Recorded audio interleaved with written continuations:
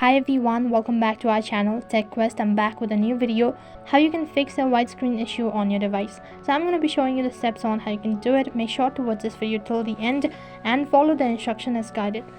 So in order to fix it, first thing what you can do is you can check for the updates. So for that, open up your Play Store application and then on the search box type in Snapchat. Once you type in Snapchat next interface, if you're able to see an update button instead of open, which means that the update is available and you'll need to update the application for the latest feature. Updating your application might be able to solve your issue all at once. So after updating your application, what you can do is other thing, you can simply check for the storage.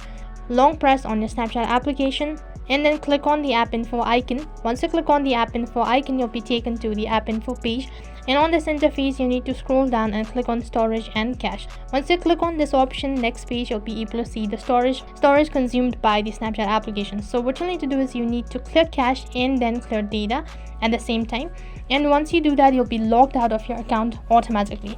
Once you're logged out of your account, you'll need to re-log into your account. Clearing your cache and data might be able to fix the issue as well. And the other thing what you can do is you can simply reinstall your Snapchat application, and at the same time you can also restart your device. Restarting your device as well as reinstalling Snapchat application might be able to solve your issue. So those are the method on how you can fix a Snapchat widescreen issue error on your device.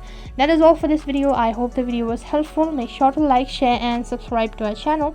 Thank you for watching.